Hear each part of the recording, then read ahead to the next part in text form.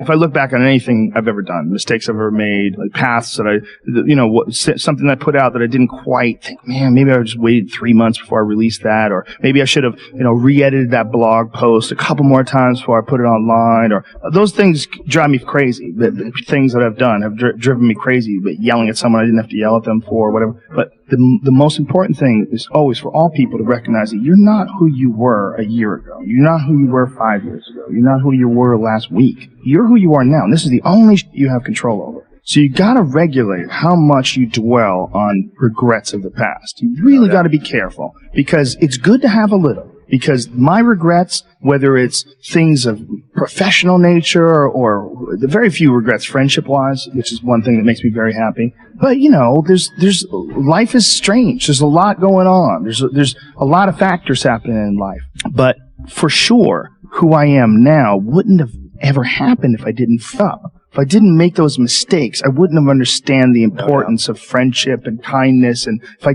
hadn't been cruel at some point in my life, or someone hadn't been cruel to me, I wouldn't understand the beauty of love. I wouldn't understand the full range of it, because I hadn't felt the sting. If nobody ever punches you in the face, you don't really appreciate safety. Because a lot of people don't even understand what safety is. You pretend, we're safe, but you are so not safe at any moment. And when someone's punched you in the face a bunch of times, and you've been in a street fight with some guy you barely knew, you've gotten in an argument with him, there's something about regular safety that's sweeter. It's more delicious. It's way better to drive your car straight after you almost lost control on a turn. I'm not saying that you should go sideways around corners. What I am saying is that there's a yin and a yang to this world, man. And you gotta fuel yourself with the f-ups. And most people get stuck in these patterns because they define themselves as or they define themselves as a person who doesn't follow through on their ideas, or a person who doesn't pursue their real interests and loves. You define yourself by that. Well, I guess. No, you don't. No, you have started things and you quit. And it gives you a horrible sense of regret that's made you define yourself by that. You don't have to do that.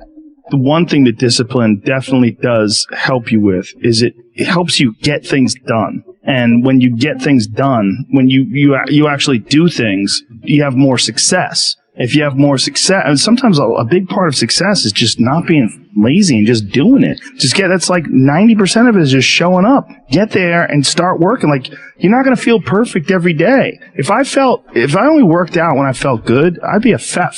Because there's a lot of days I don't want to do it. It's pretty much the same with everybody that actually gets good at something. There's got to be those days you push through, and they're probably going to be more numerous than the days you don't. And so the benefit of discipline in my eyes has always been that through discipline I get things done. I always say that I'm like the most lazy, disciplined person I know, because I don't want to do it, but I always do. And everybody's different.